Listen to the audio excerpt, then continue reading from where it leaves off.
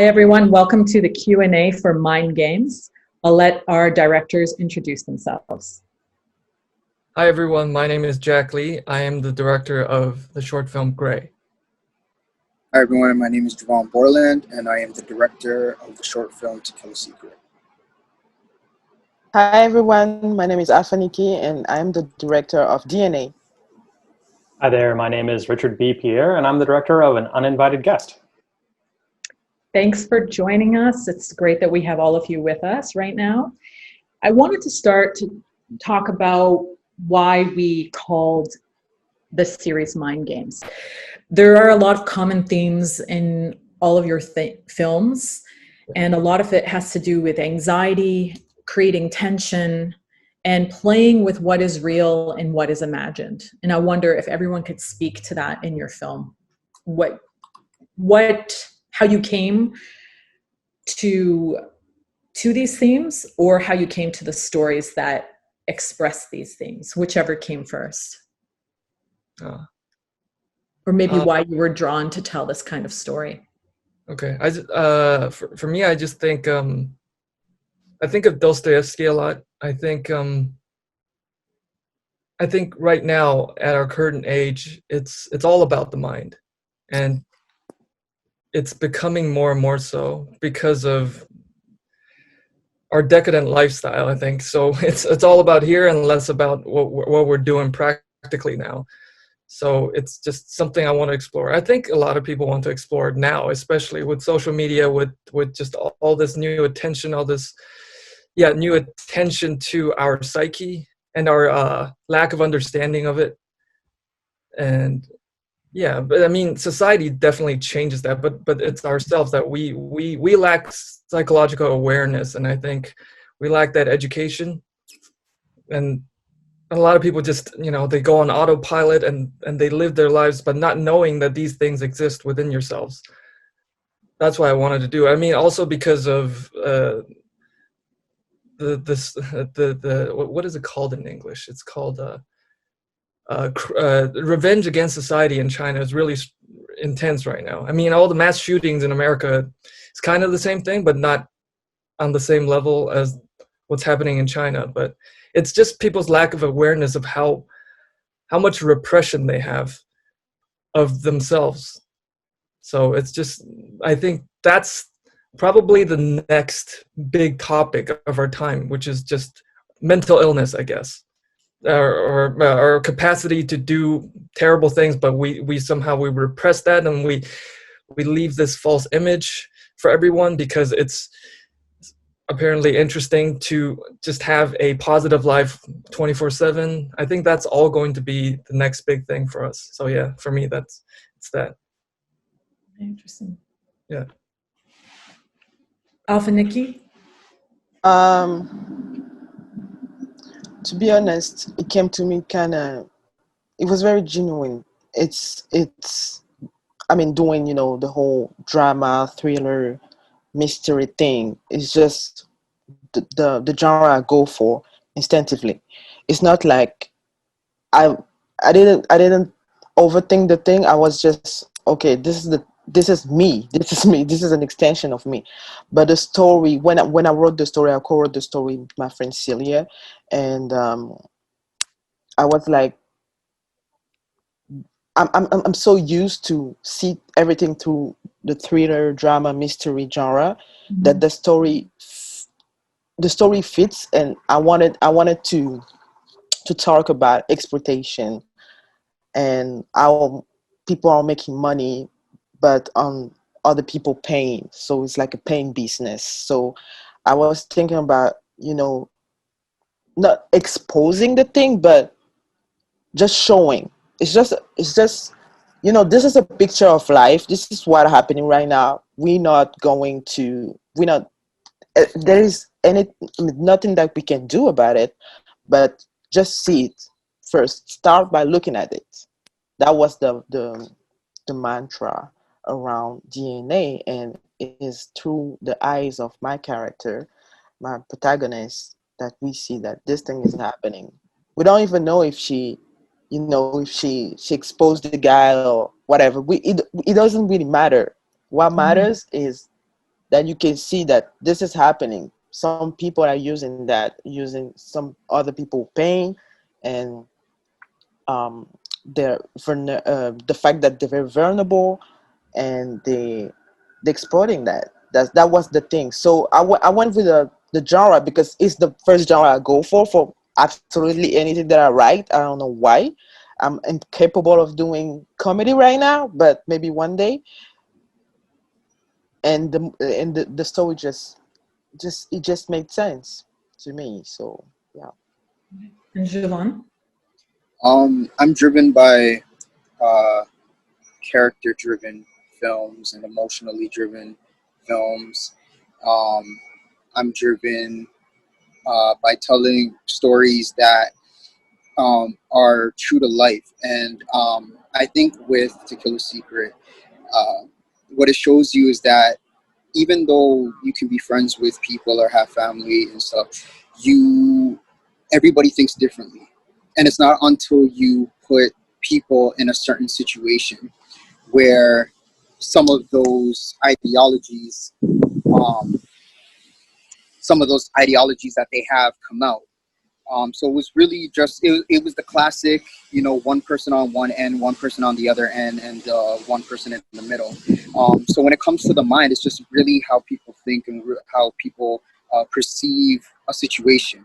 What is best for that yourself, um, based off of your own experiences.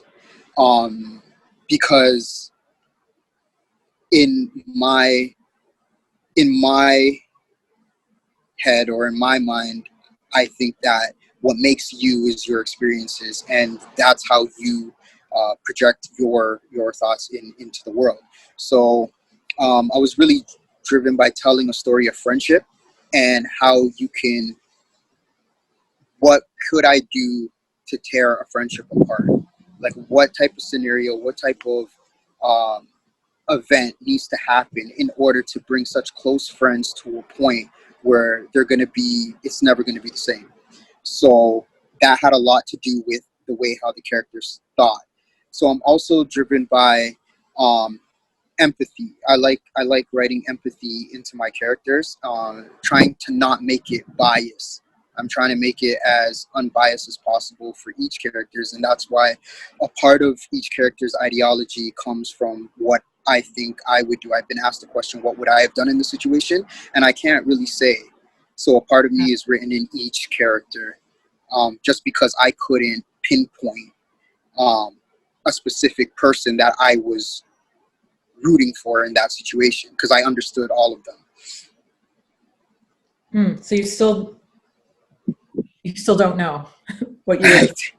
I don't know. It's really hard. It's really hard to say. Like you can go like the moral route and be like, okay, yeah, Yeah. like I would be Josh, and that's where I think a lot of people would land on that. Like just initially, if you just were to tell them the concept and tell them, oh, this is what happened, a lot of them will say Josh. But those who have seen the film, they went in thinking, yeah, I would be Josh.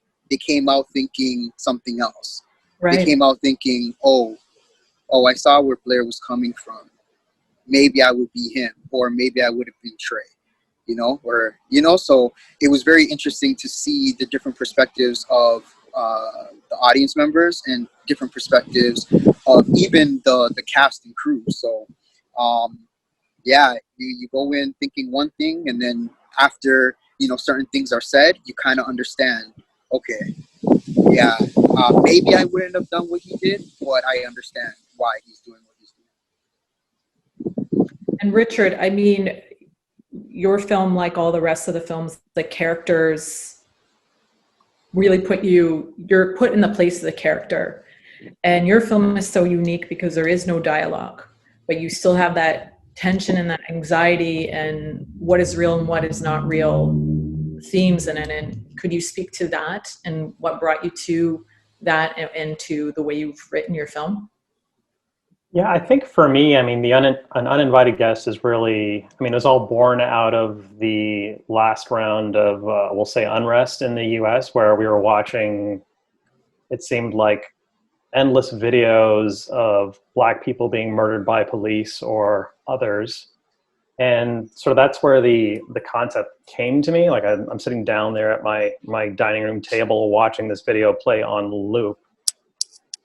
And it's driving me mad. It's certainly fueling anxiety and tension within me just as a human being. But then as a filmmaker, I'm like trying to understand, like, what can I do to possibly say something or do something on this topic?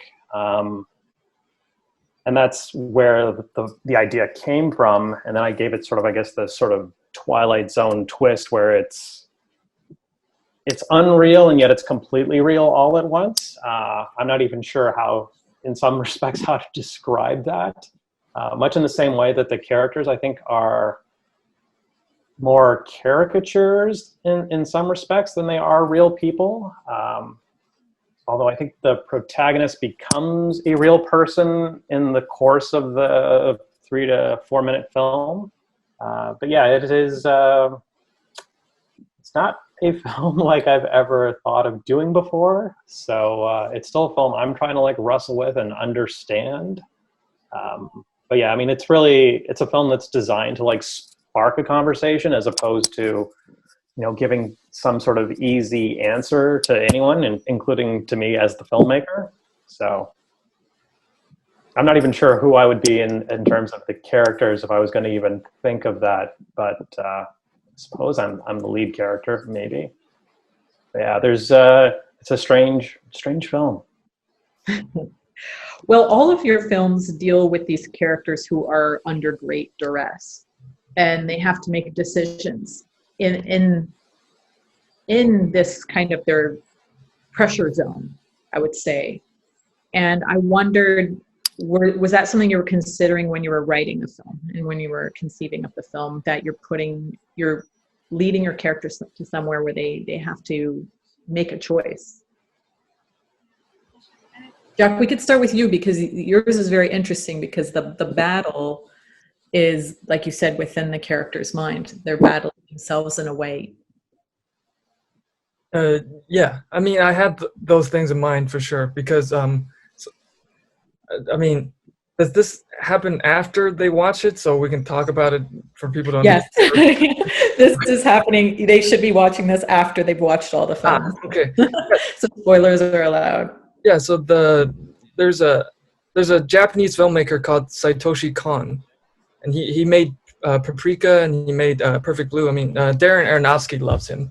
Anyway, so he made this series called Paranoia Agent, and he had a character that kind of resembled everybody's subconscious demon. So I took that idea, and then I had the same thing. So the person, the killer, is just something within us, our capacity to do horrible things, to kill.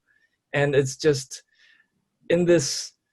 I think in this new age of mental duress for everyone, that's not just for us, because we're at a place where everybody is living like royalty, because you have access to everything, you can do anything you want, and you have all the choices in the world now.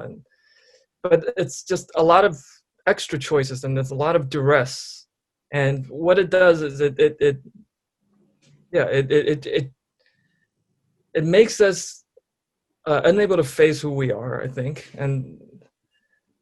And I think for a lot of people who, let's say, are not mentally strong enough to keep it together, and I don't think anybody is that strong, and eventually it will crumble, and you will not understand it because you haven't faced it, but I think everyone will face it eventually, where something just crumbles and you don't recognize who you are. And I think more people need to know that about themselves. I mean, especially children or just young adults. Yeah. That kind of consciousness. Yeah. Alpha Nikki, what about your character's choice? To be honest, I think that we had a very long conversation with my actress Cynthia about choices, because when I wrote the character, it wasn't for her to be like, oh, okay, this guy is running a scam. I'm gonna go ballistic on him. It's just he destroyed everything. I think the real fight was within herself. She felt like she let herself down. It wasn't really the guy, it wasn't really the doctor. It was really herself, and we had a conversation around that, and I wanted her to, even if she was fighting and for, I mean, to expose her, at least to make sure that the doctor knew that she knew. But the main fight was within herself. Is she able to pull herself out of this situation or not? Is she able to see that she's more than what people are projecting on her? She's more than what she thinks that she is. So it was everything was in circle, and at the end, that's why I have a shot when you see her crying or whatever. It's like we're seeing what's happening in the mind during that conversation, because everything happened during a conversation, and she's she has to pull herself out of this situation because it's all about her. At the end of the day, he does that. You know, his story is for another short, another future film. It's a multi-layered character, so I couldn't like focus on these two on this time. I mean, in the time frame that I had, so it was that was a main choice to make. You or other people that think that you are useless and you Yeah. deserve to end up in a situation like this. So she stood up for herself for once. Okay. Siobhan, your film is an example where split-second decisions can change the rest of your life. And every character is making a decision. And I wondered how did that work itself into your writing, and how you thought of it as you were writing it. Well, I think for uh, Blair's character specifically, it was more of what do we do in that moment? And when he finds out that he is in fact dead, he knows that there is nothing else that can be done in that moment. So if they were to call the police or the ambulance or whatever, the result is still the same. He's still dead. And Stephen's still dead. And what comes with that is a lot more. Yeah, your friend's gone, but for the people who are left behind, it's a lot. It's gonna, their life is gonna change 100%. And I know that might be something that's hard to deal with morally, but just for everybody else, whether they can deal with it in their conscience or not, what he's thinking in that moment is that if he were to call the police, they're not going to hear him out as if they would hear out somebody else because he's black. So the line in there is, when they get here, they're going to shoot first and ask questions last. And that's usually what we've seen happen. And that's his experience. So that's what he's going through. And that's what he's thinking in his head. Whereas Josh is coming from another perspective, and he's never had to deal with anything like that before. So I think in that moment for Blair's decisions was a million things are going through his head at once, and he's just trying to figure out, okay, well, what's done is done, and now I just have to figure out how I'm going to save myself, and then I guess from saving myself, I'm saving everybody else too. And everybody else's lives don't have to change. So if we do come back tomorrow morning and say that we found him like this, then maybe we could all be good. He's still dead. That's not going to change. It's not like calling the police is going to save his life. He's already dead. So it's just what Josh is thinking is that we can't do this. This is wrong, regardless of anything. It's us, right? It's wrong. Like, we can't do that. But he's not thinking about the consequences that come after that, right? So whatever these guys have planned for their lives or whatever, that's all going to change. And for the average person, or normally you would just think that, we can just tell them that it was an accident. Like, we'll tell them that, but are they really going to be here to listen to that? You got, a guy dead, and you got two black guys over him dressed in all black, they're not gonna even look. They're not even gonna think that it was an accident. They're gonna think it was intentional. They're not gonna hear them out. So that's where he was kind of coming from there. Yeah. And Richard, would you say your character has a choice?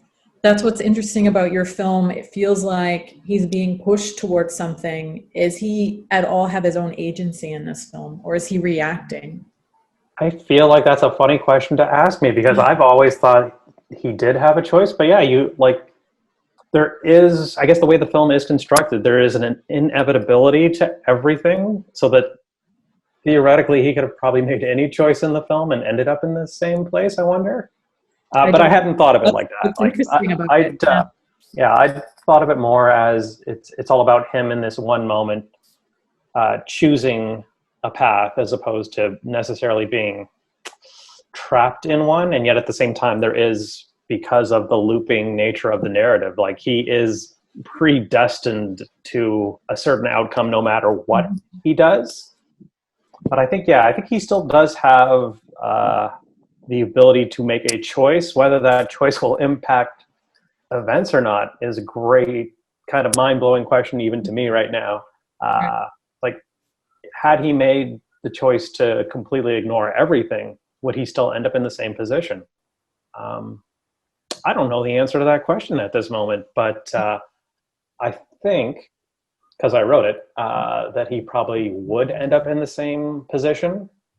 But yeah, I mean, I'd always thought of it that he did have a choice to make, and he makes a conscious choice. But in my twisted universe, I think he'd probably be trapped either way. Okay, well, that goes to show you that these were all short films, but the depth of the storytelling is still there, even in a 3-minute short film, which is why I love short films so much. We don't have time for any more questions, even though we could keep going. And I wanted to thank all the filmmakers for being with us today to talk about their films. Thank you so much. Thank you. Thank you.